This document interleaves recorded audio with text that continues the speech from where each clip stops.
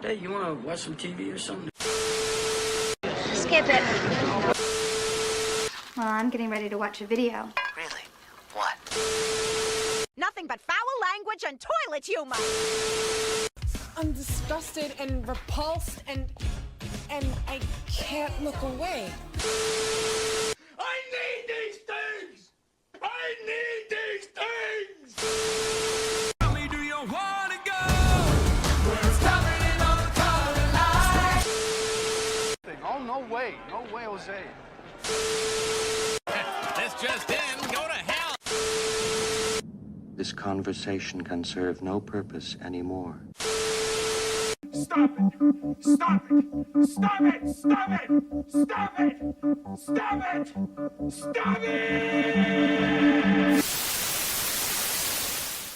Hello, friends and listeners. You are listening to a brand new episode of Watch Skip Plus, a weekly movie review podcast with a lifestyle twist. I am Alex, also known as Emcee, and I'm joined by my co-host, Jose, aka Cupcake. Mr. Cupcake, how are you doing this evening? I'm doing good.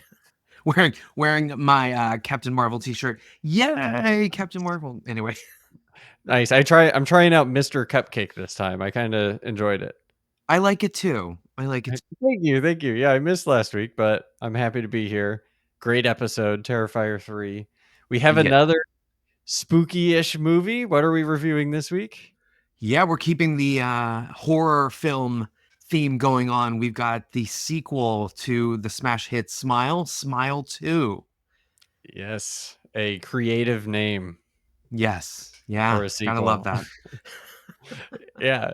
Do you know, you normally pay more attention to this stuff than I do. Is it making money? Are people seeing it? Do you know? Yeah, actually, I believe the budget is something like 25 million, maybe 28 million, and I think it's going to make its budget this weekend or close to its budget this weekend. So as long as it doesn't have a 87% drop like a certain film recently, there shouldn't be an issue. Awesome. So excited to talk about Smile 2 with you. I guess I'll say before we get into the rest of the show, you covered Smile 1, the original, with Troy. So if anyone is here and loved the first one, go back and listen to that. It was a good episode. Yeah, it was a watch skip. Skip singular episode. And it's hard to find because I called it Saucy Cupcake Bacon or Saucy Bacon Cupcake, something like that. Because the lead actress was Sophie Bacon.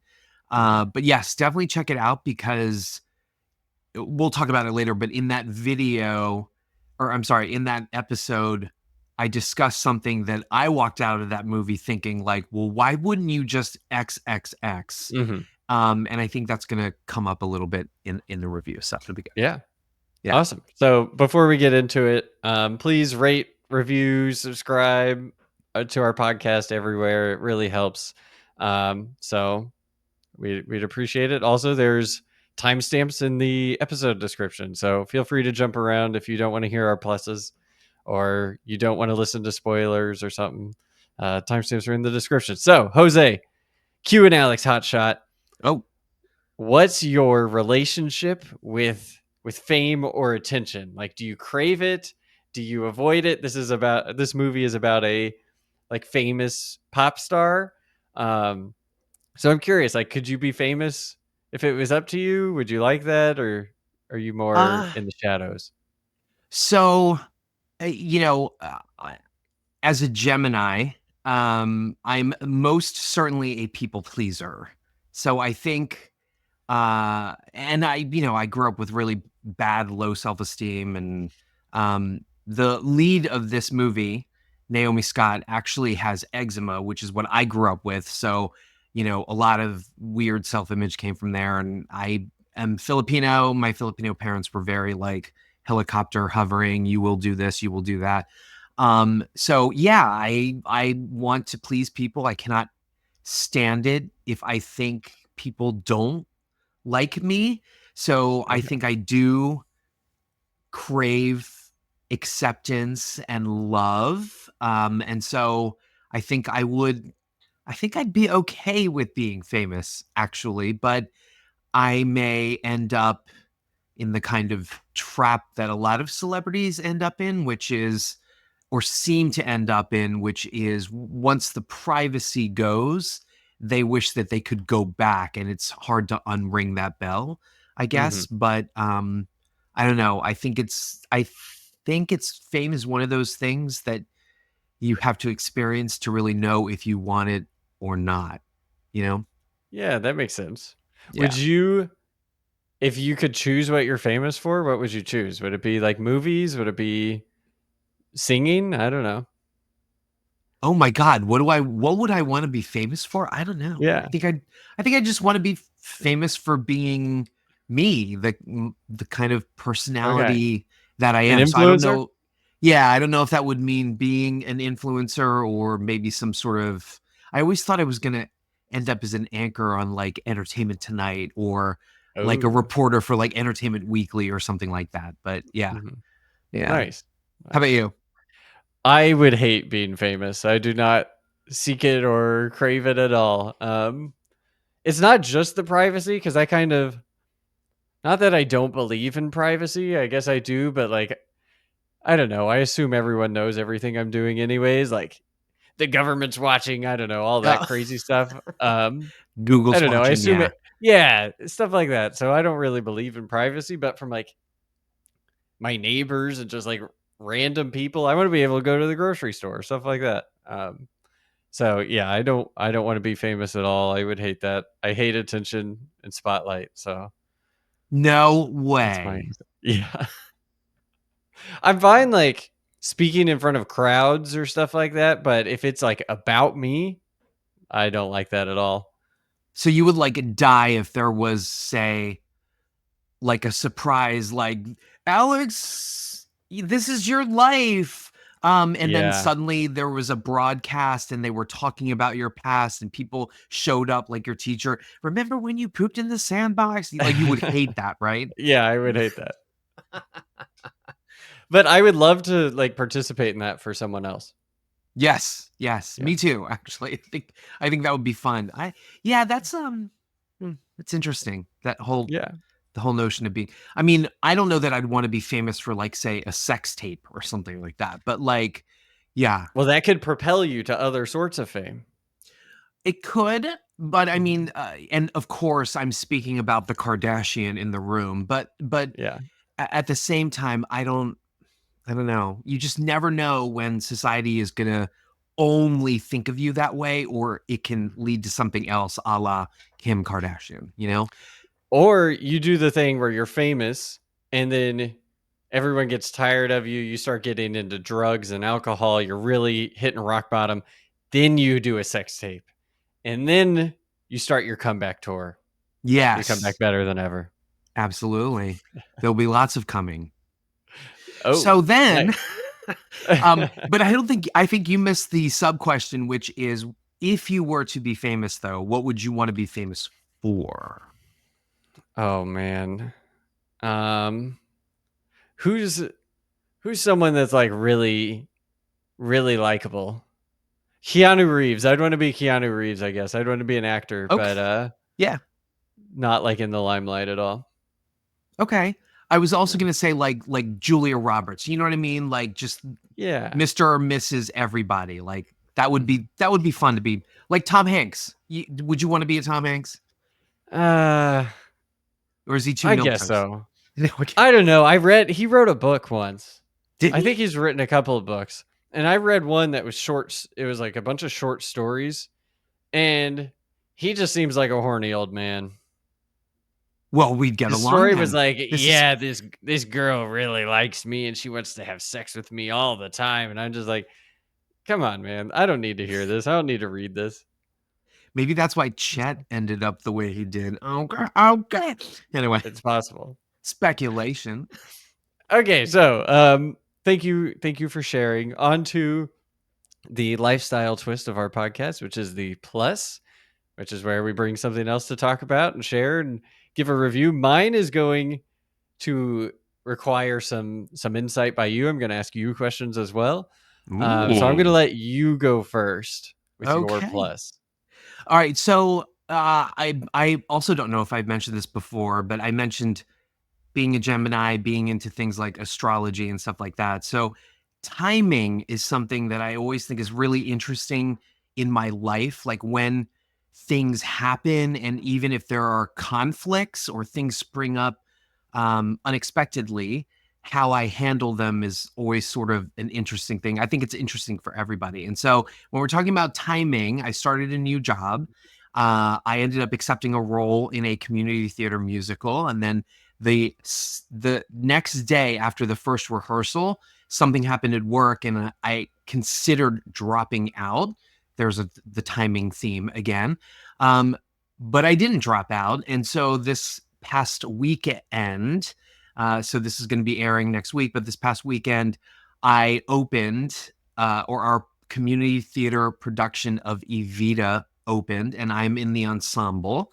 So if you are local to where I am, in Columbia, Maryland, there is a theater company called Silhouette Stages. I have worked for them before in community theater. I was in the musical Curtains. If you've ever heard that, it's an old school musical, but really, really a lot of fun.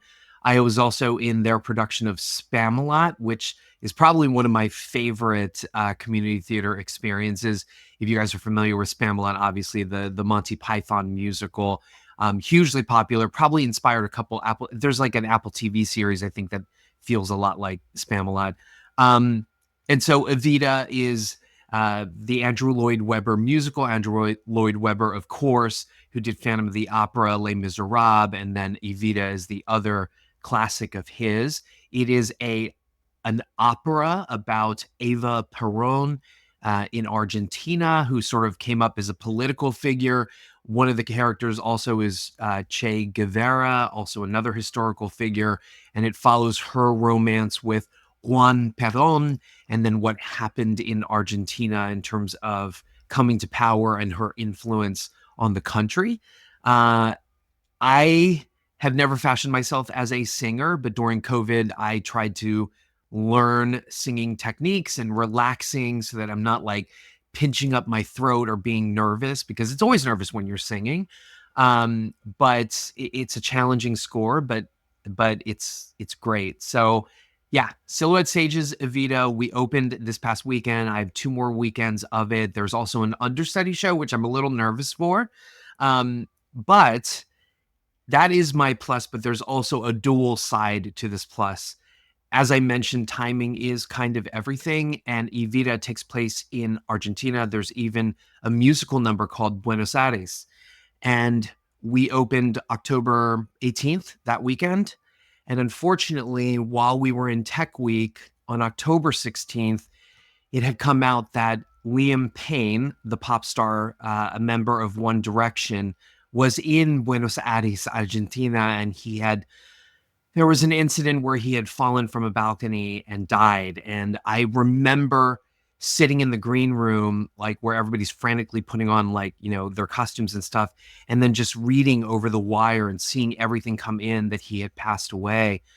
I did go down a rabbit hole of why this might have happened. And I mean, I don't want to speculate, but Payne had given a lot of interviews saying that the instant fame that he got, because One Direction was founded by Simon Cowell as part of X Factor, which is kind of like American Idol. They essentially became like Spice Girls, the Backstreet Boys. There was 5 of them, and they came to fame while they were all really, really young. He's given interviews before to talk about his depression, his substance abuse. He'd even been very candid about suicidal thoughts. He was actually in a Netflix. He was one of the judges in a Netflix talent show called Building. I forget. I think it was called like Building Bridges or Building something or other. I don't know about the status of that given Mr. Payne's passing away. But it actually stuck with me more than I thought that it would. And I felt really, really sad just because his death brings up a lot of issues about becoming famous. It's actually interesting that was the Q and Alex question. We don't plan these things. So again, timing, it's very odd that that, given this movie, given that question, what happened with Liam Payne, Buenos Aires, Evita, it just brings up so many layers of child stars and how they deal with fame and what happens to them. I mean, Lindsay Lohan, Britney Spears, these are just a few examples of many child stars, Corey Feldman, that have gone through a lot of trouble. And the more I dug into it, the sadder I got. And I don't know what his life was like. I don't know what his support system was like.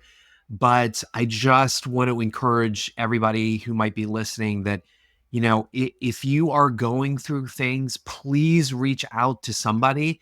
That can even mean going to your local ER and saying, I have these thoughts of hurting myself. What can I do? Or even dialing 988. That's the National Suicide Hotline.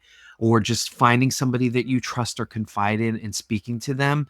Please don't lose hope. Just reach out. And Payne talked about substance abuse as well, and that might have contributed to his death and his fall.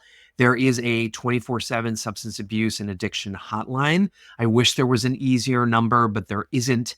You can always Google it, but it's 844-289-0879. Again, it's 844-289-0879. That's run by the Substance Abuse and Mental Health Services Administration, SAMHSA.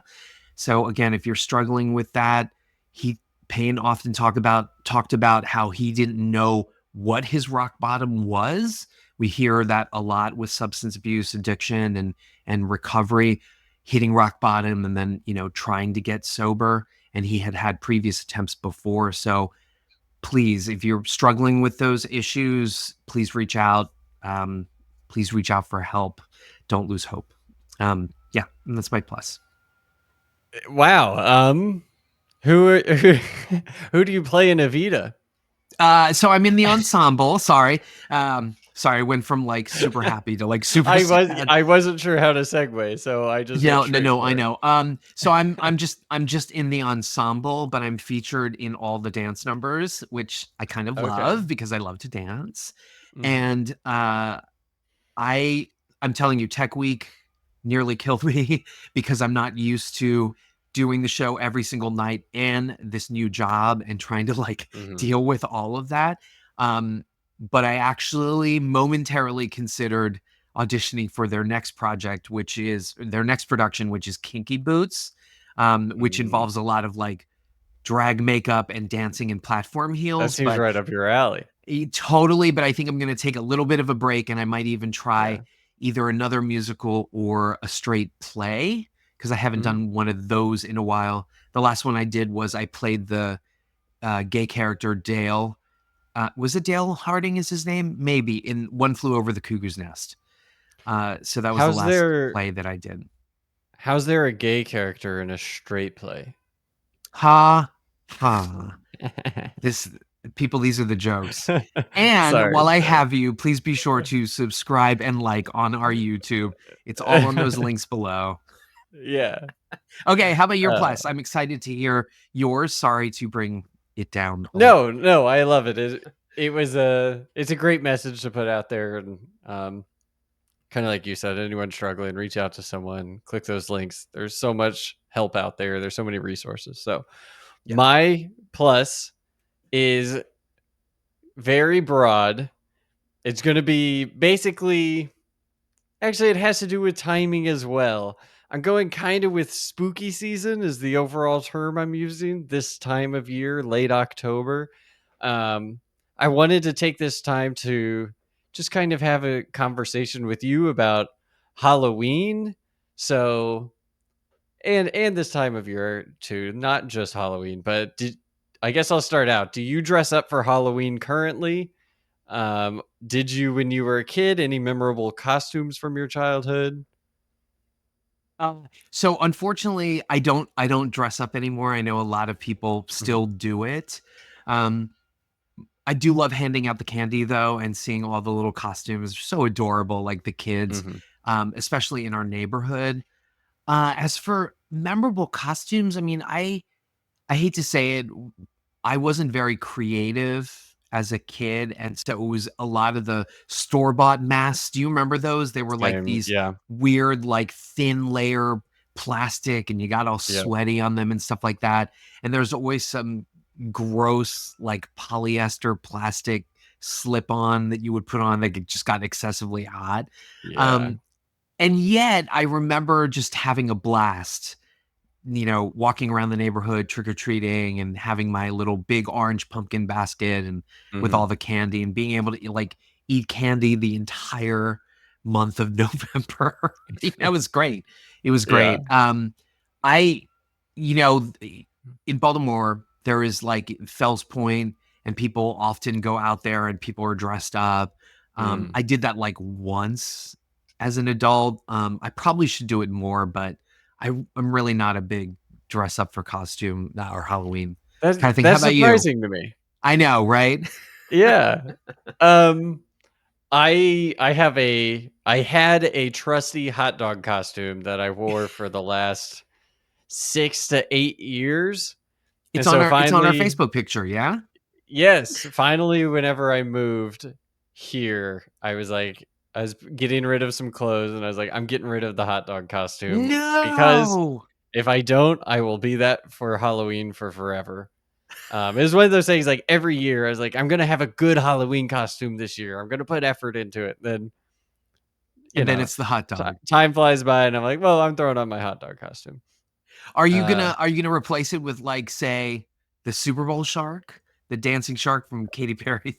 No, I'm going to Or try to do something different every year. I got a costume for this year. I'm not going to say what it is. Maybe next episode I'll wear my Halloween stuff cuz it'll be about Halloween then. will it be about Halloween?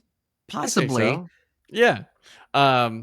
But we don't really go out for Halloween either. This is the first time that I'll live in a house in a nice neighborhood with a bunch of families. So I'm really excited for kids to come Halloween or trick or treating Yeah. because we've always lived in apartments and nobody trick or treats in apartments. But I remember when I was little, I like dressed up as an M&M one time. I was the Oh. wrestler Goldberg. I had like a big muscle suit Oh, and wow. a WWE belt. And then what else did I dress up as? Oh, one of my neighbors had like a haunted house in their basement, and I was Jigsaw, and I rode around on a tricycle. Oh my God, that's amazing. You dressed up like Billy, the dummy? Yeah. Okay. Yep. That's So cool. I scared the crap out of some drunk adults, so that was always fun. Nice. But the main purpose of this plus is I'm a big proponent of like seasonal movie watching. So whenever it's this time of the year, I'm trying to watch a movie where it's kind of fall outside or something a little scary. Kind of like in the spring, I want to watch Barry Lyndon, or in the summertime, I'm trying to watch Dirty Dancing.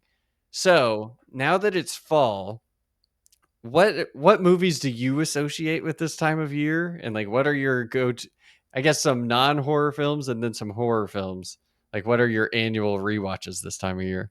I don't really have any seasonal watches, but when I hit October, although as a horror genre fan, I'm always watching horror movies. I think if I can't find something, the endless scroll for 50 minutes while you're trying to find something on demand, Yeah. I'll just go to like Shudder and then I'll pick something. But I will revisit classics like The Exorcist or Nightmare on Elm Street or Friday the 13th. And not have a care in the world that it's the 20th time I'm watching it. So, Yeah. how about you? Do you ever watch like those movies throughout the year? Because I'm always trying to save. I'm like, oh man, I really want to watch Nightmare on Elm Street right now. But then I'm like, oh, if I just save it 3 more months, then it's October and I can watch it then. And it like adds a little something to it. Do you do that? Oh no, I never wait. I never wait, which is weird. We were just having this conversation after the Saturday night performance of Evita. We were talking about the Scream series, and I had noted that I had probably seen Scream 4 now more times than the original, because that Scream 4 is my favorite sequel out of all of them. It's a little bit of a controversial opinion, but I've never seen it. I know you haven't seen the Scream franchise, which Yeah. means it's I've seen the first. okay, but you need to see the rest of the sequels. It's October 20th. You better hurry Yeah. up. I'll try my best. For me, non-horror wise, this time of year, I'm always rewatching When Harry Met Sally. Huh. Knives Out is another one. That one's like, it's like rainy and they're in that old house. It's Very nice. fall. Yeah. We watch Studio Ghibli films, or Dead Poet Society is another one. But then I'm watching the horror films, the ones you said. I also watch like Hereditary, Carrie, Ooh. Silence Carrie? of the Lambs is another one. The original Okay. Brian De Palma. I do like the remake. I really do. There's some really talented people in it. It certainly makes choices, but Yeah.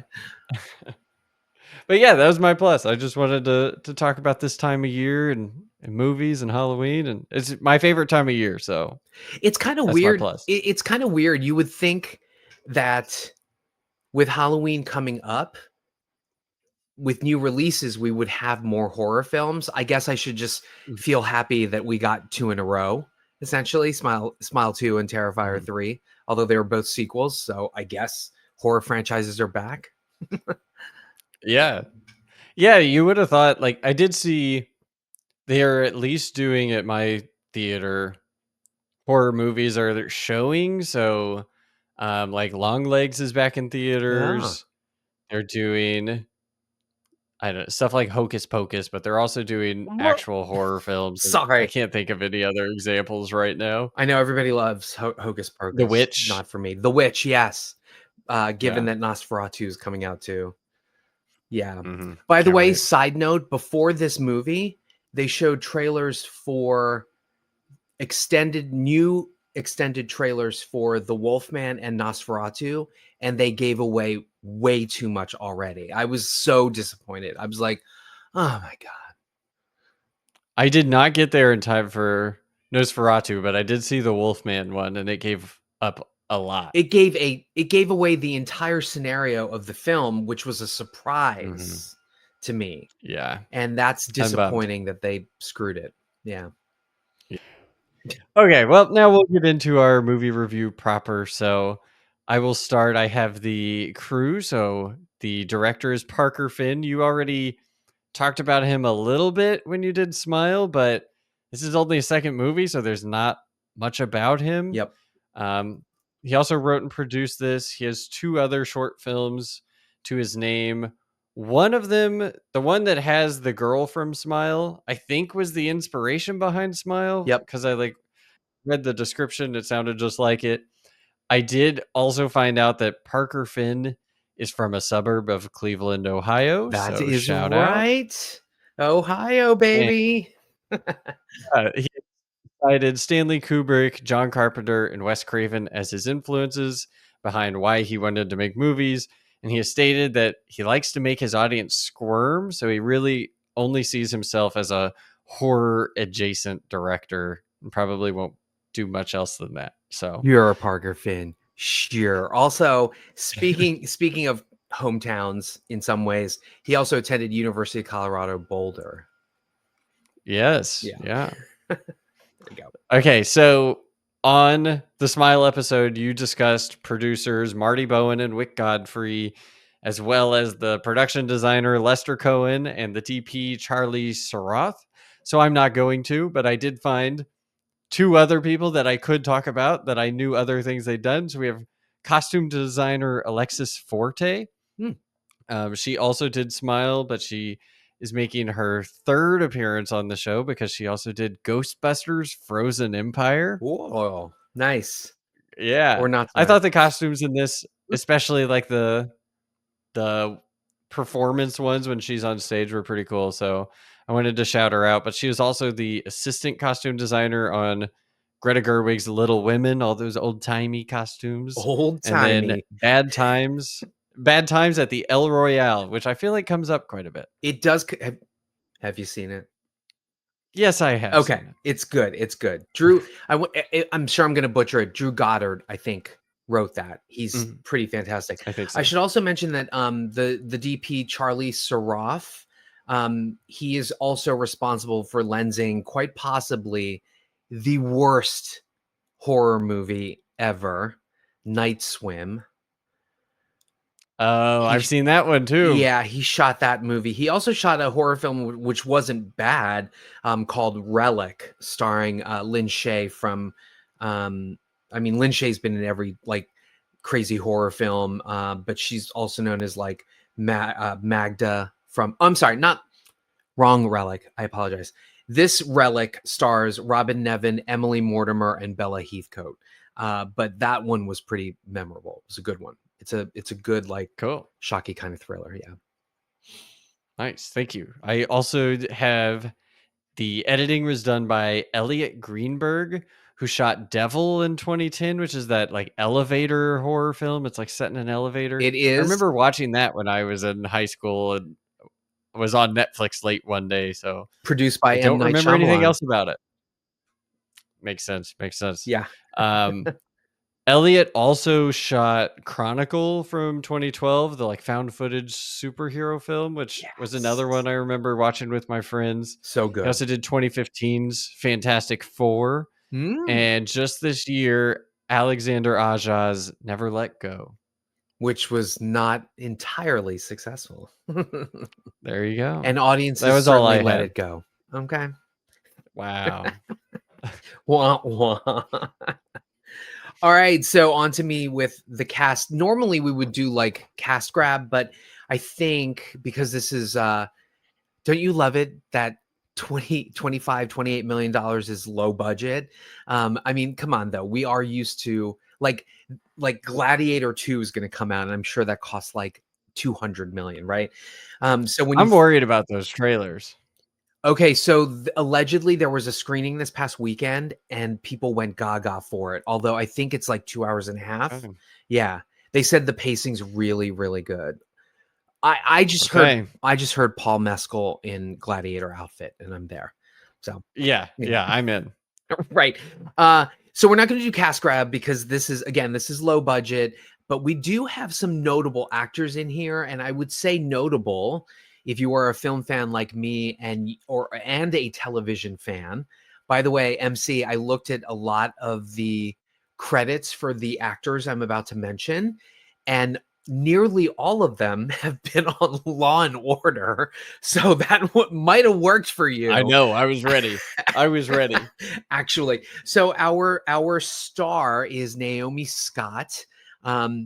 Many people will know her for two things. First, she was a UK Disney kid, and she was part of a show called Life Bites. I don't know if that ever aired in the US, but in the US for Disney, she did a musical film called Lemonade Mouth, which again, she's very, very famous for. She also put out an album, and some of her singing from that movie was also a hit as well. So, when I saw the trailers for this and Naomi Scott, is the star and she's supposed to be this pop star, I was like, oh, great. She's got the talent. She can do it. But she is probably best known for Guy Ritchie's Aladdin, which starred Will Smith. There was some controversy over her casting because they were kind of like, wait a minute, it's supposed to be Princess Jasmine. You're not casting somebody who is Arab or of Middle Eastern descent.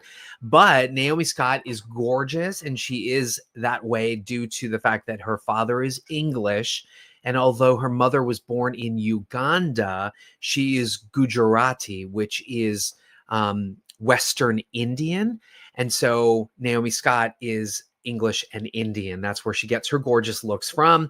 But she will always have a place in my heart because she was in the Elizabeth Banks Charlie's Angels film opposite Kristen Stewart.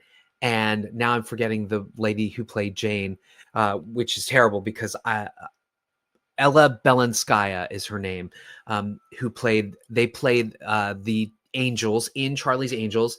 Everybody shat on that movie. I think Naomi is so good in it. And the fun thing about that film is not only is it a reboot, it's an actual direct sequel, and it's an origin story because spoiler alert, Naomi Scott is brought into the fold and by the end of the film becomes one of the angels. Recently, she was in the Netflix miniseries Anatomy of a Scandal. Playing her mother, who is her manager in this film, is an actress named Rosemarie DeWitt.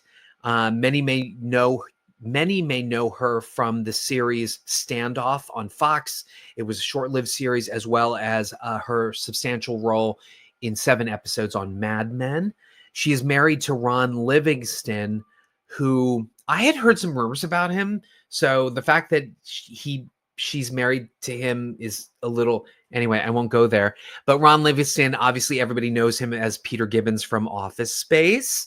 But that is her husband. You may also know her... Did I tell you? Go ahead. Real quick. For work, we did Halloween skits. And ours was Office Space 2. Oh. Because it's been 25 years since Office Space. Yeah. So the premise was that some of the Office Space workers no longer work at Initech and they work at my company now. And I played... Guess which character I played. It's been a while since I've seen Office Space. Okay. But who did you play? I played Milton, played by Stephen Root. Oh my God. Did you please tell me you videotaped that? Even we're not going to broadcast it, obviously, but I would like to see that. I think that would be hysterical. But yeah, there's a video. I went all out for it. Nice. DeWitt also played Charmaine Crane on the television show The United States of Terra. She has also shared the screen with Toni Collette in several films, as well as several indie films with her husband. People may know her as the Rachel from 2008's Rachel Getting Married, which starred Anne Hathaway. Wait, who? This is still Rosemarie DeWitt. Not Rosamund Pike. Not. Oh my gosh, there's a scene in this where I was like, she is trying to be Toni Collette from Hereditary. Oh, interesting. Do you know the scene? No. We could do... I'll make a note. We'll talk about it later. Okay, let's do that.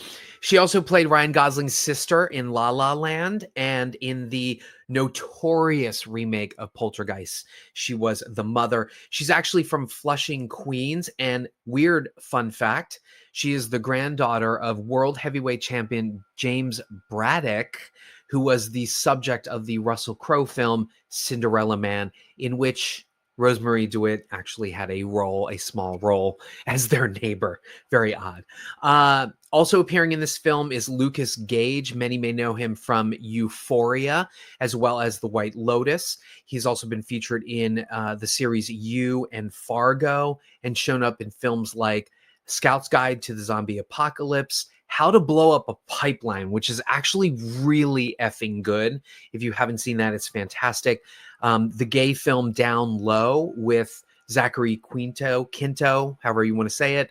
Also, by the way, Lucas Gage did come out as gay and had a very high-profile, short-lived marriage with hairstylist Christopher Appleton.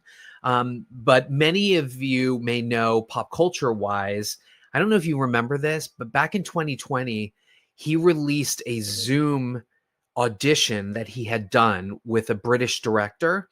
And what happened in this was the director had not muted himself on Zoom. And he was like, "Excuse me, Mr. Gage." And he's like talking. He didn't mute himself. And the man says something along the lines of, "You've got to come look at this actor's apartment. The poor thing living in squalor," or whatever. And then Gage heard that and said, "Well, sir, I'd be happy to take the role, and then I can afford a better apartment," which caused a lot, which weirdly, he went viral because of that. It caused a lot of support. And then they cast him in The White Lotus. And since then, he's been on the pop culture and celebrity radar. So there you go. Talk about being famous. There you go. It's a way to do it, right? Noted character actor Peter Jacobson is in this. He plays a, shall we say, ER nurse who may help out the lead with her interesting dilemma.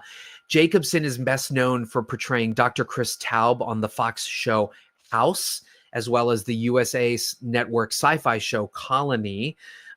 He went to the Juilliard, graduated from Brown. He is of Russian Jewish descent. And if you were to Google him, you would be like, that's the guy in the show and the movie that we really loved. Just Google him. He's been in so many things. He's a great noted character actor.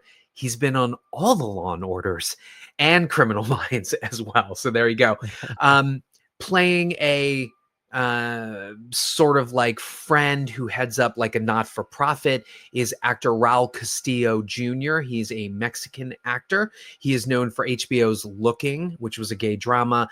He was also in a film called We the Animals, for which he got a Independent Spirit Award for Best Supporting Male. Two of his films for which he has gotten some notoriety for deal exclusively with Mexican issues. So I'm looking at 2007's A Mexicano, as well as I want to say El Chicano from 2019. He also was in Knives Out, your seasonal film. He played one of the cops as well. He also has a very noted off-Broadway resume.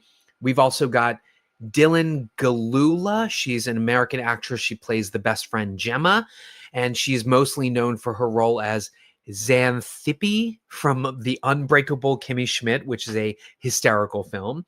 She was seen in the films Flower, Support the Girls, Her Smell. She came to fame from the film First Girl I Loved, which was a 2016 Next Award winner at the Sundance Film Festival. And she was recently featured in Dream Scenario with Nicolas Cage, playing the, I'm just going to say it. He was gay, right? Playing the Faye assistant, Miles Gutierrez Riley. He's a relatively new actor. You might have seen him on Amazon Prime's The Wilds, which felt a lot like their takeoff of Yellow Jackets. And I don't think it went any further than one season. He is also featured in one episode of Agatha All Along, which is on Disney Plus. And two more people from the cast that I want to shout out. Kyle Gallner returns. As you know, he's my future husband. He's from Pennsylvania, and he was featured in Strange Darling. He's kind of having a little bit of a moment because Dinner in America, which is a film that he had shot, is making the rounds on Hulu, and everybody loves it. It's a great movie. You can also see The Passenger that he is featured in, directed by Carter Smith. That's on Prime. Obviously, we talked about Strange Darling, and now he's in Smile 2. He was also in Smile 1 as Joel. It is a continuing character. And then the other person I want to shout out is playing the part of the significant other of Naomi Scott is Ray Nicholson. Many may not know him as much. He hasn't been in things that have really been seen. Amazon Prime's Panic, which was a television show which only made one season, and then a film directed by Neil LaBute opposite Diane Kruger called Out of the Blue. But if Ray Nicholson looks familiar, especially his signature smile, if you will, it's because he is the son of one Jack Nicholson. So there you go. Yeah. And that's our cast. Nice. Woohoo! Awesome. So now I will do my log line, and then Yeah. we'll do our non-spoiler summary. So I can't wait. log line for Smile 2. On her comeback tour after a life-changing accident, award-winning pop singer Sky Riley sees people smiling at her while she attempts to juggle stardom, expectations, and some ex-boyfriend drama. Love it. Love it. Very succinct. Excellent. Yeah, I hope you're writing these down. All right, so this is our segment. We've got spoiler-free reviews. I will start Cupcake spoiler-free reviews on Smile 2. I'm just gonna say that I was thinking of Liam Payne as I was watching this. Again, it's a timing thing, and you know how like they will postpone television show episodes because of a tragedy or something like that.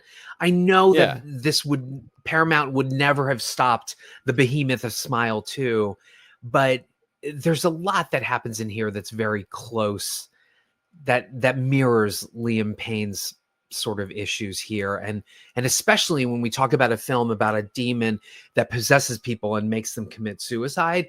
I just could not, like, it was difficult for me watching this at times because all I could think of was him. I'm bringing it down again, but anyway, all right.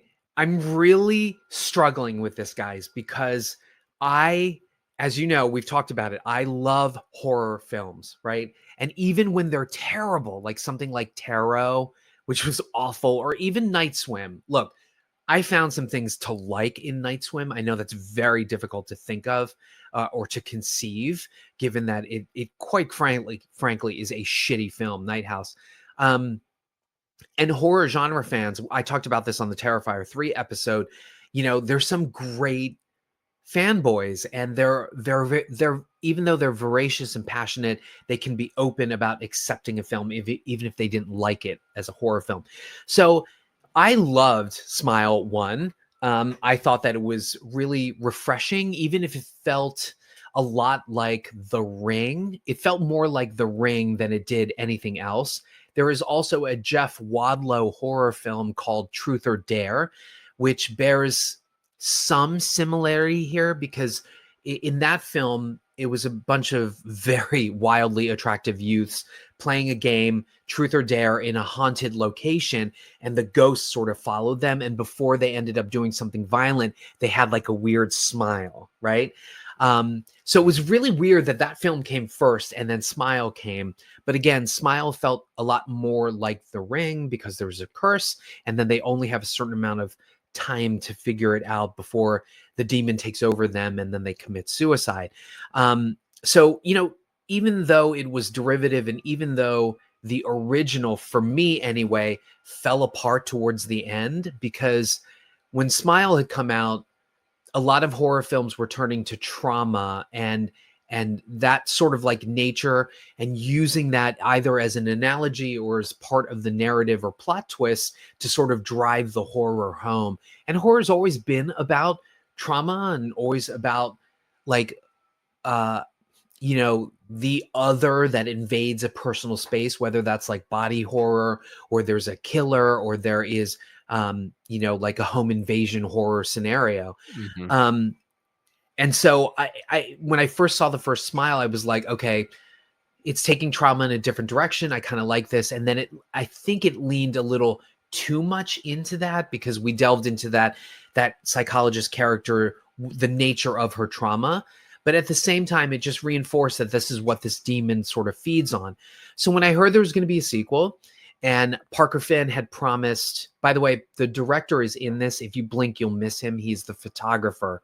That is like, oh, I like that. And when they're doing promo shots for her world tour or whatever. Also, there's a nod to the DP. When she goes to take her Vicodin, there's a little tin that says Saroffs on it. So I don't know if you caught that. Anyway, so Nice. so Parker Finn had promised that this was going to be like a different take on it. And this is why I'm struggling on it, because I'm struggling with the film, because, you know, this happened with the Friday the 13th series. People would go and they would see 6 and they would see 7, and they would be like, okay, there's a new shell of a plot, but it's just more of the same, right? That's what we expect. And with those promises of things being different here, I didn't quite get that. I mean, sure, it's a pop star. Sure, it opens things up, whereas the first character in Smile 1 was more isolated, and it was kind of about her going crazy. It is different in the respect that this is a pop star who's in the public eye, and she's coming forward, and then there's more of a open threat, as it were. And while some of the staging of it is gorgeous and new, and the visuals are new, there's a lot of really beautiful eye-popping color, and they're really effectively using the camera tricks that really worked in the first film. It's the same movie. I mean, they're literally progressively, and this might be my mistake because I went back to watch the first movie very close in time to watching this one, but almost beat for beat, the progression of her hallucinations and then going crazy and seeing the smiles it's the same thing. It's only just in a different scenario. Only when we reach the third act do we get some extension of the mythology. And as I had sort of teased in our episode of Smile, I had said to myself, and if you haven't seen Smile yet, well, I guess not enough time has passed, but I had posed a scenario for stopping the demon. And they attempt this scenario, but then it doesn't go anywhere. And then what worked for the first film, the sudden ending, and it's like, oh shit, right? Oh, evil won. Okay.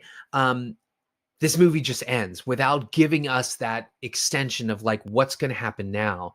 And it ends in a way that is, I've now called it the apocalyptic ending. So, there are horror films where you think you're going to beat whatever the presence is, and then it wins, and that means the end of the world. And there's usually a final shot that shows that it's now infiltrated everywhere in society and you're a goner. And so there's an apocalyptic ending to this film. And I think Parker Finn has now written himself into a corner, because not only did you just repeat the first movie and not really giving us anything new except for a new scenario, right? But he's written himself into a corner. I'd like to see how he gets himself out of this, because this ending to me posits a sequel that it's going to be like it has to be like a Mad Max sequel where everybody is dead and the world is gone.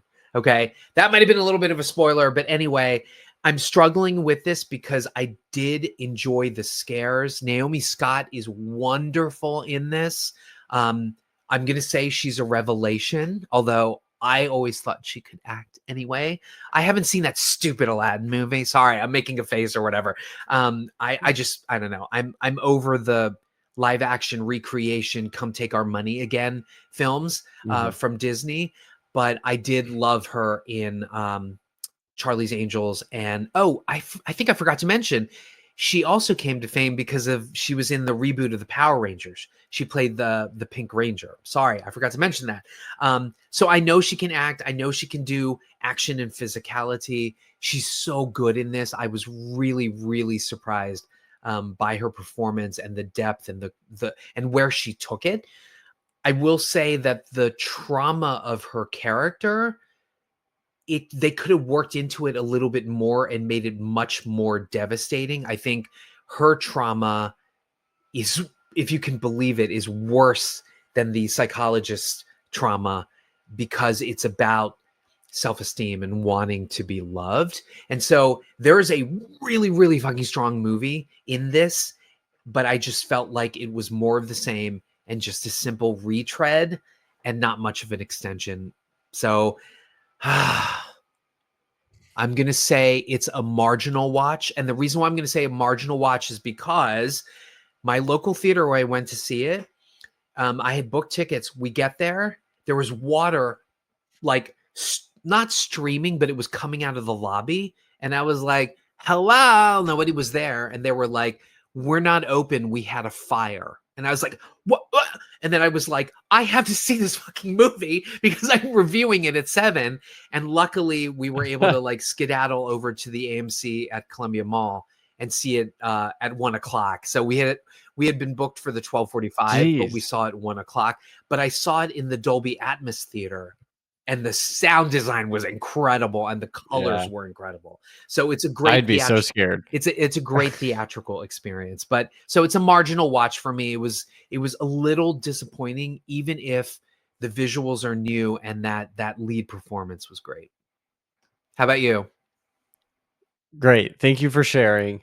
I have been so excited to talk about this, and I really agree with you, but I also really disagree with you. Oh, okay. Okay. So I feel pretty polarized about this. I think it's a pretty well-made movie. I think the character drama worked for me for the most part, like the Sky Riley stuff. I was actually like kind of into all the stuff she was dealing with, and like the expectations, the drama with her friends and all that. Like I was kind of into it. But what I don't like is how different it is from Smile. So you're saying it's so similar to the first one. I Really? hated all the differences. So Smile to me was like terrifying at times, and I was kind of looking forward to seeing what Parker Finn did next because I thought it was a nice young voice in horror. I was like I was expecting this to just be a retread of Smile and be another like supernatural horror film, but to me this just went the psychological thriller route, Hmm. and it has the crutch of jump scares in it to trick you into thinking it's a horror film. There's I think it might have to do with the difference in our main characters. So in the original Smile, it's the mental health professional and she deals with people who are going through some deep shit. And so obviously like once she gets cursed and is going through it, like it's more of a horror bend because of just like the environment that she's in her life. This one, like the main character is a pop star. So trying to make a horror film about a pop star in this bougie ass apartment, like on this fancy stage and like on the Drew Barrymore show, like it doesn't feel like a horror film to me. It feels like a thriller film. And then anytime there's a jump scare, which you guys talked about this in the episode for Smile, there are a lot of jump scares in the original. And normally I would say that's a bad thing, but they're used pretty well in Smile. But in this one, it was like we get 5 to 10 minutes of like the character driven drama scenes, like an actual movie scene, and then we get a jump scare at the end of the scene, and then it like picks up at a different location like nothing happened. And I'm like how did she get out of that? Like people are grabbing her, ripping her around. Like what? Like how did she get out of this? Yeah. I also think the original Smile, I guess something I learned from, I think one of my first pluses on this podcast was Masterclass, because I got a subscription for it for my birthday or Christmas or something last year. Yeah. And James Cameron's Masterclass was a really good one. And he shared that to increase tension, you need a timer. And whenever you have a timer and you still want to increase tension in a scene, you have to make that timer be felt. And I don't think this movie executed that at all. Like the original one, you felt those 7 days. You knew she had 7 days to get rid of this curse or else she was going to die. And this, you never really feel that. I don't know how many days it's been. It doesn't seem to get progressively worse to me. I think like Saucy did a better job at like getting more and more disheveled. And in this one, Naomi Scott just ripped out her hair a little bit. Oh my God. Towards the end. Not a little bit. Like, they had to do a wig replacement or whatever. Anyway. yeah, but I don't know. Like it didn't quite scratch the same itch that the first one did. But I think if you remove what I feel are like forceful jump scares and I don't have the expectations of the original movie, I think it's pretty solid. I thought Naomi did a serviceable job. I thought she was good. I didn't think she was great. Like whenever I watched the first one, which I just said I'm putting the first one aside, but like I thought Saucy was great. Yeah. And I know her name's not actually Saucy, but you called her Saucy, so now that's how I have to say it. That's all I've ever known her as. Saucy Bacon. I thought she was great. Naomi didn't quite do that for me in this, but I don't know if that's her fault. It just didn't feel as horror, like I said, and she didn't have as much to go off of. I do think this seems like such a fun role to play. Like you get to dance, you get to scream, you get to throw old ladies into tables. Like that's awesome. So you didn't think she got unhinged enough? I thought she did it great, No. and it dovetailed perfectly with, you hear all that diva behavior, right? Don't look at my face, and then or go get me turkey pot pie or whatever. And it's like her acting like that, people are like, oh, typical celebrity, but she's cursed. I mean, I don't know. I thought she did the unhinge really well. I can see that. I think I'm thinking more when they do the flashback and it's the scene with her and her boyfriend in the car and she's like going through it. I wanted more of that, but Okay. as a consequence of the curse she's dealing with. You know, it was just her like yelling and being a diva, but it didn't get to like that. Oh my God, she's like losing her freaking mind. She's close to death. Like it never felt that close. But I don't know. Once I got in the rhythm of it, I had a good time. I was scared of the jump scares because I hate jump scares. So I had my little hoodie on and I'd pull it down over my eyes and I'd like look every once in a Aw. while. But it was like, it was pretty predictable when there was going to be a jump scare because once I got onto the rhythm, like, okay, at the end of the scene, it's getting quiet. Let me put my hood up. Let me Right. peek through my little fingers. And then a jump scare happens. And I'm like, okay, I can relax for 5 to 10 minutes and it'll be fine. So I don't know. With all that being said, I do like when a director tries something new and branches out. And to me, this did feel like he was branching out. He wasn't doing exactly a horror film, a grim, dark horror film. This was more of the like A horror thriller. Yeah. a thriller is kind of cleaner.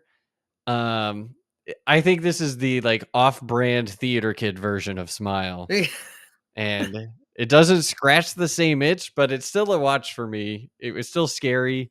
I'm really curious how like the listeners and even people at work were like, "Oh, are you going to go see Smile too?" Like, I'm excited to hear their thoughts about it and see if people like this as much as the first one or like it more or less. I'm really curious how they feel about it, but I definitely prefer the first one to this. I definitely prefer the first one. It's it's really odd. I see all the things that you're saying. But I think And I see what you're seeing too. yeah, and so I guess this is young versus old because I I don't guess know. I guess I just saw this as him literally just repeating the formula, right? Plot wise, yes. Absolutely. I mean, It's literally the same. but even I mean, we'll talk about this in the spoiler section. There, right down to the reality breaking in some ways. So, like in the first film, she answers the phone, and then the phone rings, and she ain't got nothing in her hand, right? And then there is another reveal about talking to somebody, and then realizing that that person in front of her is not actually the person she's talking to. Yeah. And it's all done in the same sequence. So to me, I was like, he didn't give me anything new other than a new setting and a new character, because he just was beholden to the formula. And I think that was disappointing to me.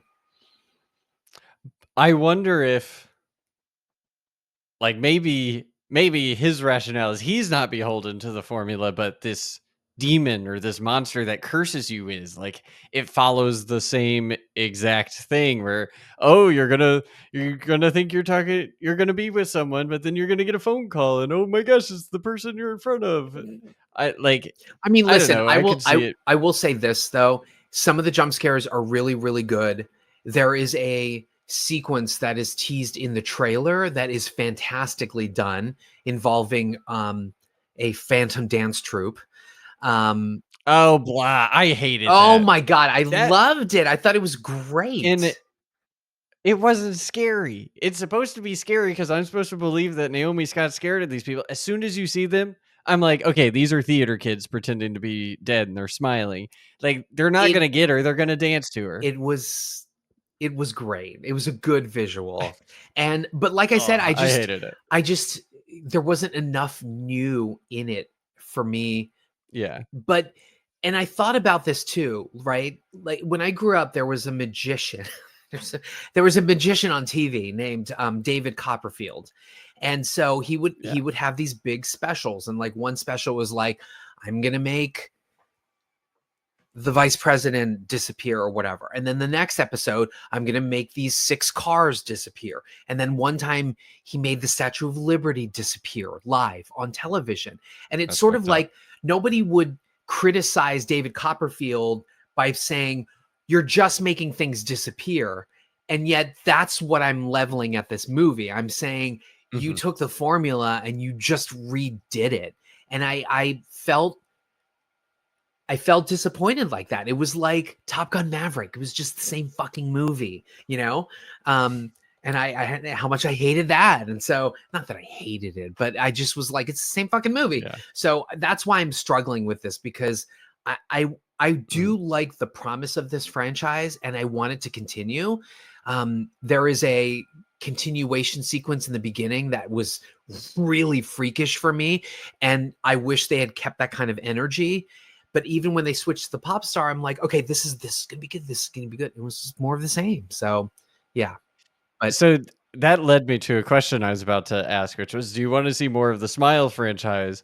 I was thinking, I think this franchise would be better as like a Hulu series where we get 10 episodes and each episode is focused around one character. And at the end of the episode, they give it to the next person. And then you just get one whole season like that.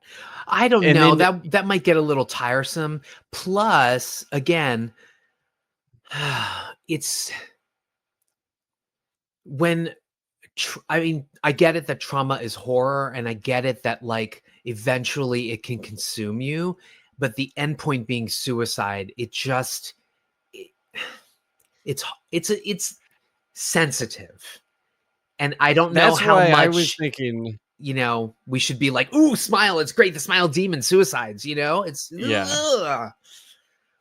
that's why I was thinking with a series, then you could actually explore what are the other ways you can do it. So they say if you kill someone in front of someone else, then the person that you watched gets it. Like, I think you could do that in a series. You could try to kill yourself and there's no one around to witness it. But someone stumbles on like a security camera footage of it like 6 months later and I don't know. Yeah. So I mean, That's look, my right idea. there's an expansion of the ghost mythology, the demon mythology in the beginning and the end of this film, and I wanted more of that, not just a retread. So marginal watch for me. Yeah, it's a watch for me. I do have one more question Yeah, before go we get for it. into spoilers. Would you rather attend this concert or the one in Trap? I knew you were going to ask that. I totally knew. I you were will gonna ask that. say, if you pick this one, what happens at the end of this movie does happen to you. Oh, then I'm definitely saying Trap. But let me just say, the concert presentation here is a hell of a lot better Oh my than gosh. that M. Way Night better. shit we got in Trap. Man, that was yuck. Yeah. Yucky. What music did you like better? I saw that there are actual songs for Smile too. They have a soundtrack. I know you listen to the Trap music too. So which one's going to be in rotation more by the end of the year? This one. I already know the Nice. words to New Brain. I've been listening. I was listening to the EP going into the film. So, Nice. but I like it. It's Ariana Grande meets like Lady Gaga. It's good stuff. It's good stuff. Mhm. And Cool. Naomi can sing. She's really good. So yeah. Awesome. Well, if you guys haven't seen Smile 2, then avert your ears, as they say. Oh gosh, you're smiling in the camera and it's scaring me. I don't like it. But yeah, we're getting into the spoiler section in 3, 2, 1. That ending. Yes. Okay. Let me tell you real quick. I wrote down, I'm gonna open up my notes app and I'm gonna read word for word what I wrote in my notes app before the movie started. Okay. I almost texted you, but I didn't want to spoil it if I was right. I said, she kills herself on stage and everyone gets cursed. Yep. What happened? Can I just tell you? I think we all knew that going in, and this is and so when okay, so just to set the stage, if you don't care about this and you are listening to us, she ends up meeting the character played by Peter Jacobson, who says, my brother died from this and I didn't believe him. That's another element that I think that this series does well, which is the whole, oh, you're just having trauma or you're going crazy. You're not really seeing these things. And the person who's cursed, their reaction is, no, you're not listening to me. You're not listening to me, right? Like that's always been scary. It's why horror films like The Blob work, because the kids know what's going on, but the unsuspecting adults don't, and they're going to be fodder for the blob or the killer. And so he says, look, we're going to kill you because this is like a parasite. If a parasite doesn't have a host, meaning there isn't the full possession, then maybe we can trap it. But even when, so he takes her to this like Pizza Hut and puts her in the freezer and says he's going to stop her heart and then bring her back to life, a la Flatliners. But then even if she's in the freezer, I was thinking to myself, she gonna end up on stage. She gonna end up on stage and she's gonna curse everybody. But that's where I think, while I enjoy the visual of that huge audience flipping out while she kills herself, and you got to imagine it's also on the big screen, I think they lost a moment of impact by not having a huge screen of her like going, with the microphone in her face. Yeah. But I think they wrote themselves into a corner, because now what? Now what do you do? Yeah. Right? Because they're going to spread it exponentially and everybody's going to die. And that's what I said in the spoiler free section. Like, is it going to be Fury Road and people are just going to be running through the streets, dodging like suicidal bodies or not looking at people? It'll be like Bird Box. They just, if they blind themselves, they don't have to see the smile. Yeah. So at what point did the final hallucination start? Because as you said, she was in the freezer at the Pizza Hut or the Papa John's or whatever, and then she's on stage. She was hallucinating the whole time. Her mom is obviously still alive, so it goes back before the ER scene. Do we even know that the guy that was helping her was real? Do we know? Like, we don't know anything. I think he was real because he tells her, this cop had it, and then before him it was this psychiatrist. So and, he knows the lineage, absolute facts. But like, at what point does it stop? She never hung out with her best friend. Her friend called her at the end and was like, why are you calling me? We haven't talked. And she's like, what are you talking about? You spent the night. She's like, no. That for me is, and like, that's what I hated, because in Smile 1, there's that scene where she's talking to her therapist and then she gets the call from the therapist. That's exactly what they did in this one with the friend or whatever. But it wasn't real. But I think the hallucination started when the guy very oddly goes, I'm going to step out and get something and I'm going to be back. So if I'm the ER nurse, when he's like, just hold on, I'll inject you, but I got to go get something. And he leaves the freezer. Do you remember that? Yeah. And I think that's where the hallucination starts. But she killed her mom before that. I don't know. Did she kill her mom? I think it's all in She question. was covered in blood in that scene. Like, remember the guy's like, oh yeah, and you're covered in blood. So I don't, who knows? But I don't know. I imagine that the opening of the next film is going to be Naomi Scott being brought out of being killed, and all of this is just going to be a dream. The last half of it's going to be a dream, or a hallucination from the monster. So she's not dead? I mean, it makes you think that, but again, I think that I almost guarantee you they're going to backtrack on this. Yeah. And she's going to wake up and there's going to be some extension of the mythology, but that maybe it can survive without a host. So because it's not entirely clear that it actually went inside her, because the monster looks a lot more different. But I don't know if the monster looks different because it fed on a stronger trauma. So let's talk about that. Yeah. So it turns out that her trauma is we learn that she was in a tragic accident which broke her leg, and then her boyfriend at the time died.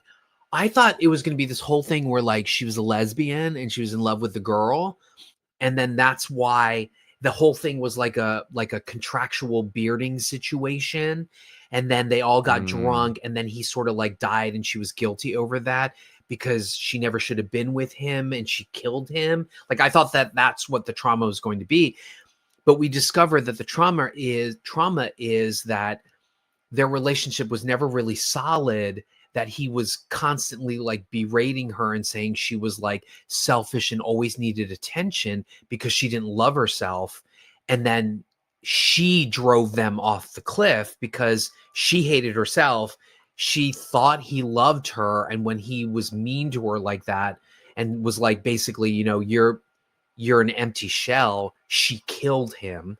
Right. And that's why I was saying the trauma is much stronger here, because she doesn't like herself. She needs that love and adoration of her fans because she doesn't like who she is. Okay. And so when she takes that final step in the freezer and she says, you know what? Fuck you, demon. I hate myself, so it doesn't matter if I kill myself. And so I think that's how they're going to write themselves out of it, because she uncovers the fact that she can control this. It's all in her head, and she does it that one time. And then of course, just like Saucy Bacon in the first one, she realizes she has the power, but then there's the final trick and the demon finally gets inside of her, and then she sets herself on fire.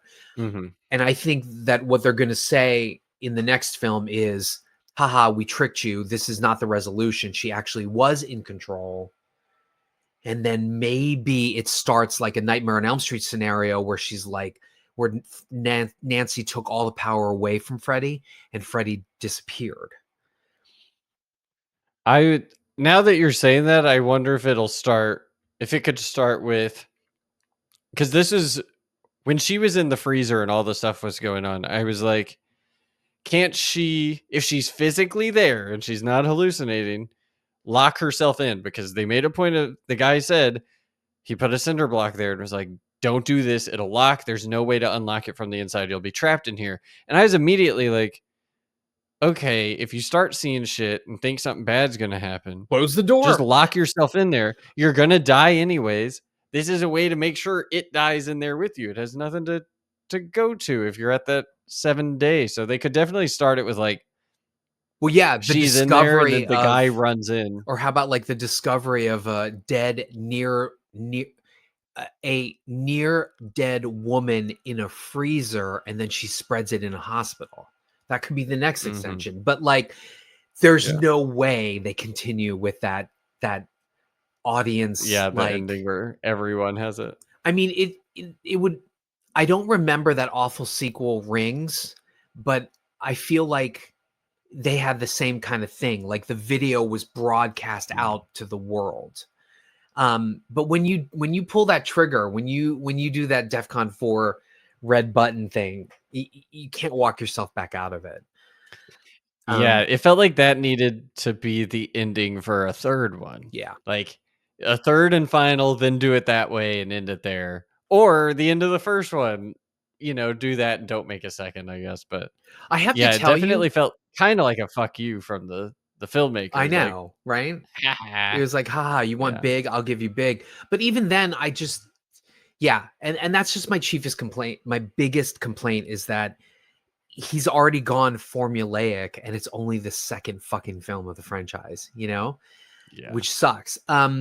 However, let's talk about that opening with my man, Kyle Gallner. Yeah, that was good. That was really good. So basically, the film starts 6 days after the ending of the first film, which is Gallner breaks into the old home where she is, Caesar sets herself on fire, and then he gets cursed.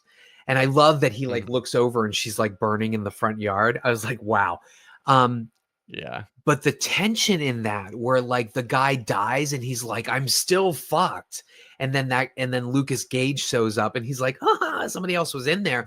And you think he's going to get away, but then the rest of the Russian gangsters come home, and there's Mhm. this gunfight, and there's this great one take where he's escaping, and then he gets hit by the car. The trailer kind of gave that away though. Like you see someone running and get hit by the car, and then we open on that. I Yeah. was like, okay, It's gonna this be is him. I this is know. how I it's mean, gonna it happen. it Yeah. has to, but that sequence, damn it! I wish that there was more Yeah. ingenuity for the rest of the film from that. That was great. Yeah. It really was. And then we also followed it up with Lucas Gage's Oh scene God, yeah. in his apartment. I thought that this movie started out really solid Yeah. with those two scenes. That was really strong. There was even a part of me that thought, like, and I don't know if he's baking this in so that he can talk about it like in the third film, but when Gage first kills himself, and obviously it's really gruesome when he's doing that, the camera sort of like zooms in on her, and then she kind of has this, she kind of gets away from the camera, gets up, and Mhm. she's like, fuck it, I'm gonna call 911 and I'm gonna resolve this or whatever. And then something else happens and she's thinking, and then the camera then comes to her. And so it sort of was like teasing this thing, like it really truly needs trauma to attach to you. Because I think at that point, all she was thinking was, give me my fucking Vicodin, right? And then he smashes and kills himself. And she's like, oh, well, he OD'd. I'll just get Vicodin somewhere else. And maybe the demon couldn't enter her. But then up until the point where she panics after not calling 911, does the camera then zoom in? So I thought that was a little interesting. But then they didn't do anything Interesting, with yeah. it, you know? Yeah. I didn't catch on to the second camera movement, but the first one where it like zooms in on her and it pauses and then she flies back real quick and goes back to the wall. I was like, oh, that was interesting. Because Yeah. normally you do it at the same time or one just stays still. But Well, in the yeah, it was first, pretty cool. remember in the first film, when it enters Saucy, it goes into her eye and then the credits start, or it gets close to her eye and then the credits start. And so that's why that shot is really, you notice it. You're like, wait, she just fucking backed away. And then it zooms in again. So I don't know, again, if they're trying to bake that in there, but yeah, just not enough. Was there a particular scare sequence that you liked? Because I know you said you didn't. I like the dance thing. Oh my gosh, that wasn't scary. Plus, it wasn't that right after she threw the old lady through the table? Because I was still laughing from her throwing the old lady on the table. I was cracking up. And the sad thing, there's this old man sitting next to me. No! And I was cracking up. I was like, oh my gosh, this old lady just got the Dudley Boys were there. I don't know if you get that reference, but the Dudley Boys threw her through the table. Who's the Dudley Boys? It's a wrestling reference. Oh, Red is not Red here, would but have I'm doing a wrestling reference. Red would have gotten it. To set the stage for people listening to this who are like, I'm going to wait for streaming. What happens is again, the demon plays with your mind and you start to see things that aren't reality. So she's presenting at this like not-for-profit thing, and she's supposed to be inspiring people, but she goes on this tangent about how like, oh, my life was so fragile and fucked, and I thought I was crazy, but I'm not, blah blah blah, or whatever. And then the dead boyfriend shows up in the audience with the big smile, and then he comes up to her. She freaks out, and then like the old lady who is the presenter before her is kind of like, well, there's a jump scare where like his face is all mangled and she gets scared and she turns around, and what she's doing in real life while that's happening is pushing the old lady off the stage, who falls onto this person's table, and then like it all goes to shit and she's just standing there and there's like old lady carnage and she's knocked out and on the floor. That was insane. Now that we're talking about it though, I think that was part of the hallucination, because people were videotaping that breakdown. That guy, the like the person that was making her do this because he's Darius. like paying for her tour or whatever. Yeah, Darius looked like so disappointed in her. He was just like, okay, this is it. Like, we're not doing this anymore. And then he's at the concert clapping along to her. Like, Well, hold on. I think it Unless did. the concert thing was the hallucination. I'm Yes, sorry. but I think it forgot did about that. happen because when she meets Peter Jacobson in the bar, and they realize it's Sky Riley in the bar. Did you hear the one black guy? He was like, "I have watched that video of you throwing that old lady off the stage 100 Oh. times." I just started I forgot cackling about when I that. heard that. I was like, "That's the world today, man." Yeah, that's true. I forgot about that. But But the scene that scared me the most was the question you asked that I forgot to answer. It was the Lucas Gage one where he's hitting himself and then just like slowly oh my lowering god, it I know. down, and then Yeah, and also I didn't see what happened because I was covering my eyes. But whenever they were like Lucas Gage, whatever his character's name was, posted this yesterday yeah, or yeah. something before he died, and it like the way it was showing on the screen, I was like, something scary is about to happen. So I was hiding my eyes and I didn't see what happened. And that was definitely probably when my heart rate was the highest. But it's interesting because that video, he's like, it's there, I can see it. And it's so dark on the cell phone video. I don't think there's anything there, but it was just sort of like Yeah. proof that he was seeing something that wasn't really there, you know? Okay. I think the jump scare that really got me was I can't remember. There were a couple jump scares that I was like, or whatever, you know? Like I think I even screamed out loud. I know I screamed out loud with the car. Like that freaked me out, even though they gave it away in the trailer. Okay. You know what I mean? Yeah. But yeah, it's effective and it looks good, but just formulaic, even give it its own formula. Yeah. I will also say this. I leaned over to Scooter and I was like, this film is brought to you by Voss Water. Yeah, really. So Oh my god, she drank like 900 water bottles. So in the film, her therapist had told her that if she feels like using or she's stressed, she should take a drink of water, which the lead conflated as I should drink an entire bottle of Voss water, which comes in those really shishi like cylindrical bottles with like the silver top. I used to drink those in college. That was my favorite. Voss water was my favorite. I didn't know you were that bougie in college. I was completely that bougie in college, but like the Smile 2 drinking game will obliterate people because if you take a shot every time she drinks from Voss water, you will be dead by the end of the film. Yeah, you're messed up. You're messed up. I will say I got a kick out of the little Faye gay assistant. He was hysterical. I liked him. Yeah, he rocked. Oh, that reminds me.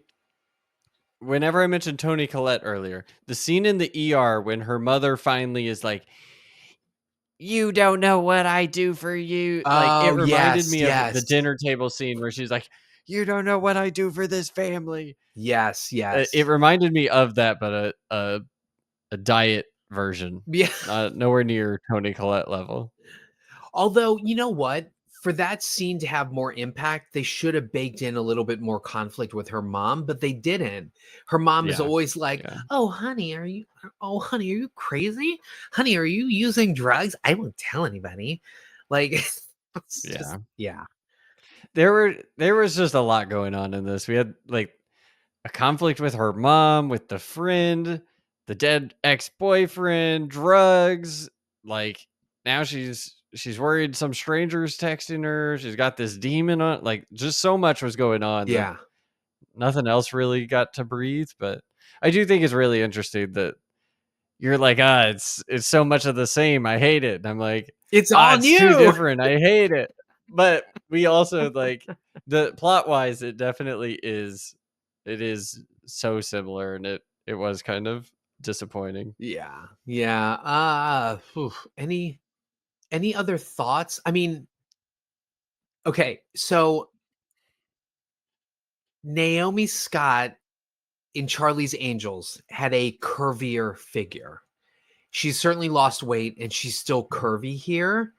But I don't know. I liked her Charlie's Angels body so much more. I don't know why. And if this gets people to watch No comment. Charlie's Angels, please, please, because she's so good in that movie. I love her in that movie. It's one of my favorite films ever. Please watch it. Will you watch it? Will you watch it, viewer? Please. Charlie's Angels is streaming now. Yeah. Anything else? Yeah. I don't have anything else. It's a watch for me. It's a marginal watch for me. Although I'm coming around to accepting some of the highlights of the film, and especially Naomi Scott's performance, definitely. Good. Okay. So, real quick, what are we watching next week? Are we doing Venom? Are you gonna make me do Venom? Yeah, I think I'm gonna make you do Venom, which means you may have to watch the sequels too. Have you seen the others? I will not have time to watch the sequels. Okay. We have we have a work conference this week, That's so I will right, not be that's home. right. Well, what else I'll is be out late I don't know. We'll nights. have to figure out what else is out, right? Isn't there Okay. because I was gonna say something goes limited that might actually be kind of fun next week. Anora comes out soon, but I don't think it's showing here until the 31st. Okay, we've got Conclave. No, wait a minute. That's Conclave. All You Need Is Blood. Venom: The Last Dance. We could review Conclave, the priest mystery. I have no idea what that is. There's also something called Your Monster. It's a comedy horror. And All You Need Is Blood. That's comedy horror too. We'll figure it out. Maybe we'll still keep with listeners, you're films. getting one of those. Yeah, listeners, you're getting one of those. Maybe Venom: The Last Dance, because I'm a big Venom stan. So we'll see. I'm down. I don't want to, but I'm down. Okay. I'm sure you'll catch on. Yeah. If not, just Wikipedia Alien. the summary for the two. Although the last movie was insane. I saw Spider-Man 3, so that's probably there's a Venom in that, right? There is Venom in that, but this is a reimagining of it. Yeah, but I get the Venom thing. Maybe. Wikipedia summary. Just Wikipedia summary. So we hope you'll spread the word about our humble little podcast. And obviously, if you're on YouTube, please recommend us, share our YouTube link, comment in the comment sections, hit like and subscribe, please. And wherever you're listening to us, Spotify, Apple, Amazon Music, anywhere where there's podcasts and you get us. I think we're even on iHeart Music, maybe. I don't know. But leave a review for us because that spreads the word about our podcast. If you love us, you will certainly love, since we're on YouTube now, we'll just start with John Horgan's YouTube channel, which is, and now for something a little bit different, since he's also on YouTube. But more importantly, our podfathers, the people that inspired us, are The Gentleman's Guide to Midnight Cinema and Not a Bomb. Those are podcasts that you should listen to. The OG's Night of the Living podcast. And we think you will also love these other podcasts that are genre-based as well, or movie review podcasts as well. Wild Dream podcast. These are two guys, Daniel and David out of, I think, Texas. Death by DVD. They're on a little bit of a hiatus because Harry has a special project. Hush, hush. He can't talk about it, but it's supposed to be really, really exciting. Raiders of the Podcast. Some of the hosts are based. They're on YouTube as well. Oh, that's right. That's right. They are on YouTube as well. Yes. So check them out. The sexy boys at Raiders of the Podcast. Backlook Cinema podcast with Zoe. Caliber 9 from Outer Space with Rob. And that actually reminds me, Rob sent us an email. So I forgot about the whole feedback thing. So we're going to just we're going to roll that into the pod roll extension as well. But Rob from Caliber 9 from Outer Space, which is a podcast, which is great. He wrote us and he said, "Hey guys, haven't been watching any new movies lately, so I'll keep the feedback brief.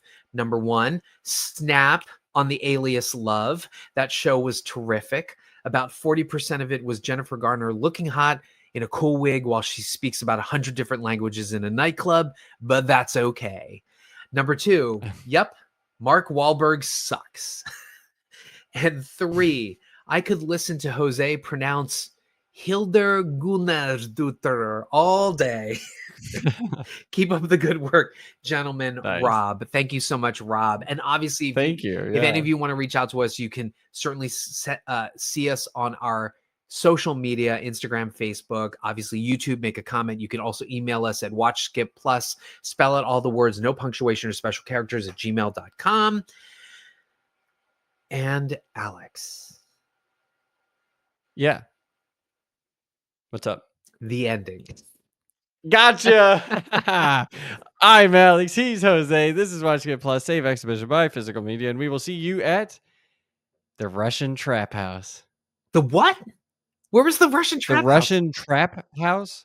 At the beginning. Oh! Kyle Gallner goes in. Yes, that's right. Good one. I like it. The Russian Trap House. Very good. All right, let's see your best smile, and then we're going to end the recording. Oh my God, I love it. Wait, let's both do it, and we can Mine screenshot wasn't it. as good.